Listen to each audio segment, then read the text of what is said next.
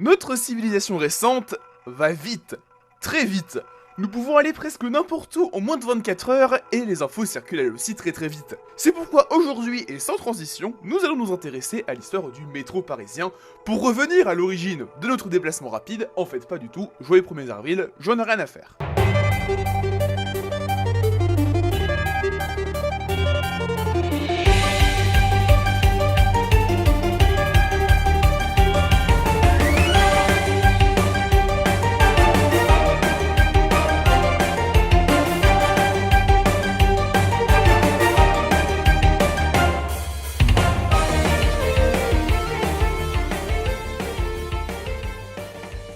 Il faut remonter loin, vraiment loin pour retrouver tout ça. L'idée du métropolitain est née à Londres à la moitié du 19e siècle. Alors en pleine expansion, la capitale anglaise est alors surchargée en population. Quelques idées ont essayé de résoudre ce problème. Celle qui nous intéresse aujourd'hui est proposée par la société Metropolitan Railway et sa ligne souterraine. Validée par la commune de Londres, elle sera construite à partir de 1860, pour ouvrir le 10 janvier 1863, et il faudra attendre la fin du 19e siècle pour que le premier métro tel que le définit le mot actuel émerge. Côté Paris, ça sera bien plus tardif malheureusement. Si l'idée d'un nouveau type de transport, surtout souterrain au vu de la faible largeur des rues, émerge à ce moment-là, ça sera très compliqué de le réaliser. L'ouverture de la petite ceinture entre 1852 et 1869 aide un temps le trafic piéton de la capitale, mais en vrai ça n'arrangera rien, et des premiers projets apparaissent à partir du début des années 1870. Un chemin de fer semi-souterrain reliant les 7 grandes gares, un métro aérien à vapeur, des zeppelins aussi. Le tout va s'accélérer, parce que bon, avant rien n'était vraiment concret, avec la tenue prochaine de l'exposition universelle de 1889, qui risque de montrer à quel point Paris est à la traîne en termes de transport. Les projets se succéderont donc, en étant un à un refusés, jusqu'à que le projet d'un certain Fulgence Bienvenu, ingénieur de la chaussée, soit validé. Il proposera à la commune de Paris un métro composé au départ de 6 lignes, puis après élargissable à 9 si besoin. La ligne A, reliant la porte de Vincennes à la porte Dauphine, la ligne B, ligne circulaire qui relie Étoile, la place de Clichy, Nation, la gare de Lyon et la place d'Italie, la ligne C qui va de la porte Maillot à la place Gambetta, la ligne D qui part de la porte de Clignancourt pour terminer sa course à la porte d'Orléans, la ligne E allant du boulevard de Strasbourg au pont d'Austerlitz, et la ligne F qui relie Nation à la place d'Italie. Et concernant les 3 lignes supplémentaires, la ligne G allait de la gare d'Orléans au quai Conti, la ligne H de la place du Palais Royal à la place du Danube, et la ligne I d'Auteuil à place de l'Opéra. Les travaux de la première ligne seront donc lancés le 4 octobre 1898. Et d'ailleurs, le tracé a été modifié à la toute dernière minute, la ligne A s'arrêtant finalement à Porte-Maillot. De même, si Bienvenu imaginait au départ élargir son métropolitain en banlieue dans le futur, la ville de Paris imposera que le métro reste centré dans la ville pour une raison principalement militaire. En cas d'invasion d'une puissance adverse, avoir d'énormes tunnels accessibles en dehors de Paris ruinerait toute tentative de défense de la ville et même accélérerait tout ce siège, vu qu'il n'y aurait plus besoin de faire de siège justement. Et oui, on est encore à la fin du 18e siècle, la guerre franco-prussienne ayant provoqué la naissance de la 3ème République, c'était moins de 30 ans avant, c'est donc tout frais dans les esprits. Les travaux de la ligne 1 serviront surtout de premier jet au départ. Hors de question de franchir la Seine ou d'essayer de faire des tracés trop compliqués, tout reste très simple et assez linéaire. Le tracé initial est séparé en 11 petits bouts répartis entre différentes entités de construction. 11 tunneliers sont construits pour creuser la ligne, et après plus d'1 an et demi de travaux, la ligne verra son premier tronçon être terminé à la moitié du mois de juin 1900. Pour finalement que le tronçon entre Porte-Maillot et Porte de Vincennes ouvre le 19 juillet 1900 pour faciliter l'accès aux 2e Jeux Olympiques qui se tenaient justement au bois de Vincennes. Le lancement de la ligne sera un succès. En effet, elle aura déjà transporté 4 millions de voyageurs au mois de décembre 1900. Pour comparer, on estime qu'aux alentours de l'année 1914, Paris comptait environ 2 900 000 habitants. C'est donc un chiffre qui est absolument énorme. Ce premier pas du métro parisien est donc une immense réussite. Et la CMP, société créée pour gérer le métro, ne va pas s'arrêter là, en lançant, moins d'un an plus tard, les lignes de nord, de sud, 3, 4 et 5, malgré la première grève du personnel à la fin de l'année 1901. Et oui, même il y a 120 ans, les traditions étaient déjà là. Avançons donc un peu dans le temps, car cette vidéo ne suffira clairement pas pour retracer toute l'histoire du métro parisien. Nous sommes en 1903, le 10 août 1903 précisément. À ce moment précis, les 2 lignes 2 de nord et de sud sont toutes les 2 ouvertes, la ligne de nord reliant la porte Dauphine à Nation, et la ligne de sud allant, à ce moment, d'Étoile à la station Trocadéro. Elle ne complétera la boucle qu'elle forme qu'avec la ligne 2 nord qu'à la fin de la décennie, Les travaux de la ligne 3 sont également en cours, le tronçon Villiers-Père-Lachaise ouvrira le 19 octobre 1904, mais retournons sur la ligne de Nord, plus particulièrement à la station Barbès. À 19h, le train numéro 43, composé de 8 voitures en bois, atteint la station Barbès en se dirigeant vers le terminus Nation. Quelques heures avant, ce même train avait été arrêté suite à un problème technique de ses deux motrices, des pièces ayant fondu. Car le train 43 n'a pas été révisé depuis un moment, et totalise près de 20 000 km depuis sa dernière révision, ce qui est encore une fois un chiffre énorme et pas du tout bon signe. Mais avançons. La station Barbès est une station aérienne, la première du tracé de la 2 en allant vers Nation. Elle se situe donc juste après un tunnel avec donc un appel d'air. Arrivé à Barbès, le conducteur voit que de la fumée s'élève du plancher, mais en soulevant une trappe d'accès au moteur, il voit que l'électryseur, qui permet de récupérer le courant du rail, est en feu. Feu précisément parti d'un câble alimentant l'un des moteurs. Afin d'éviter une propagation rapide de l'incendie, les rames de l'époque étant pour rappel en bois, le personnel fait descendre les voyageurs, coupe le courant et jette sur le feu de l'eau, feu qui s'éteint sur le coup. Le trajet reprend alors vers Nation et son atelier de réparation. Les deux stations suivantes, La Chapelle et Stalingrad, sont passées relativement sans souci, le personnel essayant d'éteindre le feu qui a entre-temps repris. Arrivé à la station Jaurès, qui s'appelait à l'époque Allemagne, le conducteur s'arrête pour demander un extincteur pour faciliter l'extinction du feu. Car la station Jaurès est la dernière station aérienne de la 2 Nord, et donc il y aura un tunnel avec, rappelez-vous, un appel d'air. Et le conducteur a peur que lors de cet appel d'air, le feu se propage beaucoup plus vite, voire même que la rame explose. Le train 43, qui a globalement tenu le coup, refait un arrêt de la station suivante pour essayer de ralentir le feu, notamment en coupant le courant. Mais tout ça échoue et la rame continue de brûler. Le conducteur demande donc à ce qu'il soit poussé jusqu'à Nation par le train suivant, situé à la station Allemagne. Ce train, le numéro 52, arrive uniquement peuplé de personnel, et les désormais 12 voitures repartent vers Nation, avec un feu qui n'est toujours pas isolé et surtout maîtrisé. Les stations Belleville et Couronne sont franchies, cependant, alors que les trains 43 et 52 ont quitté la station Couronne et s'approchent de la station suivante, Ménilmontant, un court-circuit très violent provoque une série d'explosions et l'embrasement de l'intégralité des deux trains. La fumée se propage dans la station Ménilmontant, les personnes présentes sur le quai n'arrivant pas à évacuer directement à cause de la panique généralisée. Dans un élan de survie désespéré, certains essayeront de fuir en direction de la station suivante, Père-Lachaise, par le tunnel. Derrière, le train suivant le 52, le 48, arrive à Couronne en étant bondé, les trains 43 et 52 ayant pour rappel abandonné leurs passagers. Cependant, à cause de la rame enflammée, il est bloqué à Couronne pendant un certain temps. 10 minutes après être arrivé à Couronne, une nouvelle explosion se produit et de la fumée se répand dans la station Couronne. Dans une panique générale, les lumières s'éteignent aux alentours de 19h30. Les personnes présentes sur les quais essayent encore de gagner la sortie, certains réussiront à sortir d'extinction sans être globalement intoxiqués. D'autres, désorientés dans les ténèbres, s'agglutineront de l'autre côté de Couronne et mourront tués par la fumée. Enfin, d'autres essayeront de rejoindre Belleville via le tunnel, mais deux d'entre elles mourront à cause de cette fameuse fumée. Le feu brûlera toute la nuit et il faudra attendre le matin du 11 août 1903 pour retrouver les cadavres. 84 personnes mortes, 77 morts asphyxiés par la fumée et 7 brûlés par le feu. Mais aussi énormément de blessés. Au final, cette catastrophe du 10 août 1903 restera comme la plus grande catastrophe de l'histoire du métro parisien, tout en étant au moment des faits la plus meurtrière ayant lieu dans un transport urbain. Lors du 1er avril 1904, un procès juge coupable d'homicide involontaire M. Chauvin et M. Cavaillé, qui étaient respectivement conducteur et chef du train numéro 43, ainsi que Jouffroy, chef du train 52, et Renaud, chef de la station Combat. Renaud et Jouffroy seront condamnés à un mois de prison avec sursis et à l'équivalent de 8114 € d'amende. Cavaillé écopera lui uniquement de cette amende, tandis que Chauvin aura lui une amende de 3000 francs, ce qui nous donnerait environ 12 000 € aujourd'hui. Cet incendie sera notamment à l'origine du début de la fin de l'utilisation du bois dans les rames du métro. Les cabines de conduite seront métalliques à peine quelques mois après l'incident, tandis que l'intégralité des rames seront métalliques à partir de 1906, à peine 2 ans avant aussi un changement complet de la gamme des rames.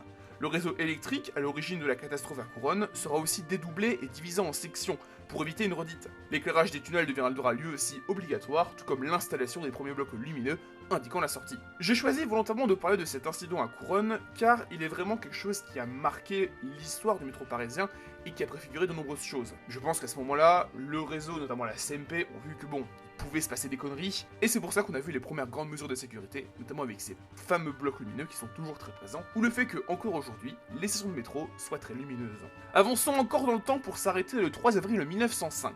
Une loi votée ce jour-là déclare d'utilité publique une ligne longue de 6,216 km reliant le nord de Paris au sud. Alors, à cette époque, les 6 premières lignes existent. La ligne 3 reliant comme la ligne 1 l'ouest à l'est, la 4 reliant le nord et le sud, et la 5 reliant elle aussi le nord et le sud, avant de reprendre le tronçon de la ligne 2 sud, située à l'ouest de la Porte d'Italie. La ligne 2 sud, devenue la ligne 6, reliant maintenant seulement la place d'Italie à Nation. Et cette fameuse ligne nord-sud est inaugurée le 5 novembre 1910 avec son tronçon entre Porte de Versailles et Notre-Dame de Lorette, en même temps que le premier tronçon de la 7 qui relie lui la station Opéra et la station Porte de la Villette. Du coup, cette ligne nord-sud s'appelle la ligne 8 ? Eh ben non, c'est la ligne A. Car cette ligne n'est pas exploitée par la CMP, la compagnie qui gérait les 7 lignes précédentes. C'est donc la compagnie du Nord-Sud, créée à ce moment-là, qui gérera donc 2 lignes, les lignes A et B. Une ligne C, prévue à la base pour les différents points du sud de Paris, était originellement prévue. Le projet sera finalement réalisé par la CMP, qui ouvrira sa ligne 14 qui ira de Porte de Vanves à Invalides en 1937, ligne 14 qui fusionnera avec la ligne 13 en 1976. Ligne 13 qui devient alors un énorme axe nord-sud. Mais revenons alors au début du XXe siècle et à nos 2 lignes sous l'égide de cette nouvelle compagnie privée. Et cette compagnie privée veut faire les choses en grand, notamment en s'inspirant du métro londonien et de ses stations très profondes. Cependant, à cause du sous-sol parisien qui est très instable, à cause d'un sous-sol assez marécageux, des nappes phréatiques qui sont pas toujours très faciles à pénétrer, mais aussi au fait qu'il y a beaucoup de carrières sous le sol de Paris, les stations seront finalement construites sous la chaussée, comme celle de la CMP. Les 2 lignes ouvriront finalement à quelques mois d'intervalle, la B ouvrant fin février 1911. Elles se différencient toutes deux du clan CMP par un matériel un peu plus propre, des stations légèrement différentes dans leur décoration également. Bref, une concurrence s'installe alors entre la CMP et la compagnie du Nord-Sud. Et le métro parisien devient alors une entité bicéphale. Sauf que ça ne durera pas. Et si Nord-Sud réussira à achever ses plans initiaux de ces 2 lignes, en ouvrant le prolongement de la A allant jusqu'à Porte de la Chapelle en plein pendant la Première Guerre mondiale, la société n'arrivera jamais à combler le trou creusé par les coûts de construction de ces 2 lignes, la ligne C n'ouvrira jamais sous ce nom, et la Nord-Sud sera absorbée par la CMP. Le 1er janvier 1931, les lignes A et B deviennent alors les lignes 12 et 13, c'est la fin d'une histoire dans notre temps, bien que les vestiges de la compagnie du Nord-Sud peuvent être encore observés sur ces 2 lignes. Reprenons notre machine à voyager dans le temps une avant-dernière fois pour s'arrêter en 1934. Le 3 février 1934 exactement. À cette date, la ligne 9 du métro devient la première ligne qui dessert une banlieue, ici Boulogne, avec sa station Pont-de-Sèvres. Donc, pourquoi j'en parle? Déjà, ça remonte que la volonté de faire un trafic exclusivement parisien a duré très longtemps, car on est quand même plus de 30 ans après l'ouverture de la ligne 1. Mais surtout, que cette volonté a fini par changer. Certes, il y a eu la Première Guerre mondiale entre temps, mais on est dans les années folles. Forcément, il y a une volonté de paix, on se dit que c'est la dernière, que ça ne reprendra plus jamais. Donc on ouvre le métro à la banlieue. Mais surtout, ça va permettre d'aborder assez rapidement la densité spectaculaire du métro parisien, qui reste, plus de 120 ans après sa création, très centré sur Paris. Sur les 16 lignes que compte le métro parisien, on compte donc une 50aine de stations qui se situent en banlieue. Ça peut sembler beaucoup, mais ça ne représente qu'un 6ème des stations, et j'ai dedans compté les prolongements en cours, comme celui de la ligne 12 entre Front Populaire et la mairie d'Aubervilliers. Et surtout, aucune ligne ne dessert actuellement principalement la banlieue. Les trajets en banlieue les plus notables sont donc le nord de la ligne 13, qui cumule 10 stations au nord des frontières parisiennes grâce à ses 2 branches, les 6 stations des 2 branches sud de la 7, chiffre qui monte à 9 si on compte les 3 premières stations de la branche Épée-sur-Seine qui desservent des portes de Paris, mais le recordman reste la 8, qui totalise 9 stations en dehors de Paris en partant de Porte de Charenton, pour s'enfoncer dans Créteil, et ce, sans séparation des voies. Ainsi, près de 250 stations sont entassées dans 105 km², ce qui est tout petit. Pour comparer, le métro de Shanghai, c'est 331 stations, certes, mais sur plus de 6340 km². Là où comptant les stations en banlieue, la superficie du métro parisien reste vraiment très minuscule. C'est tout simplement le métro le plus dense du monde. Ainsi, chaque habitant de Paris est à environ au maximum 1 km d'une station. Certaines sources avancent qu'en vrai ce serait plutôt 600 mètres, mais quand on voit certains points surtout desservis par les tramways et les RER, comme par exemple la cité universitaire, on tourne plus autour d'un kilomètre. Pour reprendre le cas de quelqu'un qui habiterait à côté de la Cité internationale universitaire de Paris et donc du parc Montsouris, plus précisément avenue Rockefeller, il se trouverait à 1 km du métro le plus proche, la station Porte d'Orléans. Et c'est heureusement quelque chose qui va bientôt changer dans le dernier point, on abordera ça à la fin de la vidéo. Et pour reprendre ce cas de l'avenue Rockefeller, même s'il est loin d'une station de métro, il est à côté d'une station de RER et surtout du tramway. Ce qui fait que, ok, le métro dessert un peu moins bien certains points de la capitale, mais globalement, chaque Parisien très proche d'un transport en commun. Et donc voilà, où est-ce qu'on en est aujourd'hui en 2022 ? Le métro va encore bien évoluer. On l'a vu juste avant, il compte désormais 16 lignes. Les 14 principales, la nouvelle ligne 14, première ligne automatique, ayant ouverte le 15 octobre 1998, ainsi que les 2 lignes bis, 7 et 3 bis, nées de 2 débranchages d'itinéraires de leur ligne parente. Mais tout ça va bientôt changer, et ça, grâce au Grand Paris Express. Le nom résume absolument tout. Il s'agit d'un projet cherchant à faciliter le déplacement dans ce qu'on appelle le Grand Paris, métropole réuniant un peu plus de 100 communes. Et surtout, ça cherche à prioriser le métro plutôt que la voiture, et donc essayer à court terme de supplanter tout ce qui est périphérique et surtout de réduire les émissions carbone. Cela tient en 4 lignes de métro totalement créées pour l'occasion, les lignes 15, 16, 17 et 18, ainsi que les prolongements de 2 lignes existantes. Tout d'abord la 11, ligne la moins empruntée du réseau principal si on compte pas les lignes bis, qui sera prolongée jusqu'à la ville de Noisy-le-Grand et de Champs-sur-Marne, d'abord par un prolongement jusqu'à la ville de Rosny-sous-Bois en 2023, le prolongement jusqu'à Noisy n'étant pas encore daté. Le deuxième prolongement majeur d'une ligne existante sera celui au nord et au sud de la ligne 14. Au nord, la ligne continuera pour atteindre la commune de Saint-Denis vers la station Saint-Denis-Pleyel. Au sud, elle gagnerait cette station pour finalement atteindre l'aéroport d'Orly. Mais le plus important, c'est bien évidemment les 4 nouvelles lignes. Tout d'abord, la plus importante, la ligne 15. Première ligne prévue pour être une boucle, ce qui était mine de rien un objectif principal de Monsieur Bienvenu, puisque la 2 et même la 8 devaient en être. Prévu en intégralité pour 2030, le plan de la 15 se présente ainsi. Enfin, sur la carte d'Île-de-France, ça devrait être plus voyant. Et donc face à une ligne qui relie l'intégralité des terminus en banlieue, qui répond à un besoin présent depuis très longtemps, celui de pouvoir aller rapidement d'un point d'Île-de-France à l'autre, sans passer par Paris. Point qui a d'ailleurs provoqué il y a quelques années la naissance du RER. L'idée d'un transport en commun sous forme de boucle restera très longtemps dans les idées, dès le dernier quart du XXe siècle, bien que cela se manifesta surtout à l'époque, par l'ouverture du périphérique parisien, et de l'autoroute A86. Depuis, plusieurs projets ont essayé de reprendre cette idée, par exemple les tramways qui devaient réaliser via plusieurs lignes cette boucle, ce qui ne sera jamais achevé, les tramways 1 et 2 restant comme les vestiges de ce projet. Cependant en 2010, le gouvernement de Nicolas Sarkozy remanie le projet pour proposer le Grand Paris Express, en assemblant plusieurs projets déjà existants avant, notamment comme Déplacement Express, Orbival, Orbital, bref, j'ai plus vraiment les idées en tête. Et cette ligne 15 est donc cette fameuse boucle qui part de Noisy-Champs, le terminus futur de la 11, pour faire une boucle autour de Paris à partir de Champigny. Autour de cette ligne 15 s'ancre le reste du Grand Paris Express. La ligne 16 part de Noisy-Champs pour rejoindre le terminus futur de la 14, Saint-Denis-Pleyel, station qui rend donc une importance capitale puisque visitée par 4 métros du projet. Car la 17 part elle aussi de Saint-Denis-Pleyel pour faire un bout de chemin commun avec la 16 avant d'aller se perdre dans le nord pour s'arrêter à Roissy. Et enfin, la 18 partira de l'aéroport d'Orly pour s'arrêter à Versailles, bien qu'une correspondance à terme avec la 15 à la station Nanterre sont envisagées. Et c'est donc ça, le plan du Grand Paris Express. Et il y a quelques petits problèmes. Déjà, le timing. Prévu au départ pour ouvrir dans son intégralité en 2025, on sait que seule une partie de la 16 et une station unique de la 17 seront ouvertes d'ici les Jeux Olympiques de Paris en 2024, ce qui était un argument de poids dans la réalisation du projet. La partie sud de la 15 ne devrait ouvrir qu'en 2025, le reste ouvrant alors entre 2027 et 2030. Et encore, même là, il reste des problèmes qui concernent surtout les lignes 17 et 18 qui se retrouvent menacées car elles ne serviraient globalement à rien. La ligne 17 servirait surtout à rejoindre un aéroport. Mais la chute du trafic aérien avec la crise du Covid compromet le projet. Et surtout, il était prévu de vachement dynamiser le secteur que dessert la ligne 17, ce qui au final n'a pas abouti pour préserver les champs présents à son placement. Et desservir des champs, à part avoir des vaches sur ton métro, ça sert pas à grand chose. Quant à la ligne 18, elle traverserait des zones avec une très faible densité de population, donc les problèmes sont les mêmes, les vaches, tout ça. Et le coût du projet ayant déjà augmenté de 59% lors de la décennie 2010, peut-être que soit ces deux lignes ouvriraient partiellement par rapport à ce qui était prévu, soit pas du tout, et du coup les vaches n'auraient jamais de métro dans leur champ. En tout cas, voilà comment s'annonce l'avenir du métro parisien. Merci à tous de votre visionnage de cette vidéo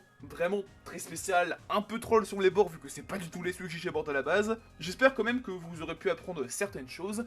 Je vous mets en description des chaînes YouTube spécialisées là-dedans qui expliqueront tout mieux que moi. C'était Amano, merci pour votre visionnage de cette vidéo du 1er avril, moitié troll sur le sujet et très sérieuse sur le fond. À la prochaine, Amano, out!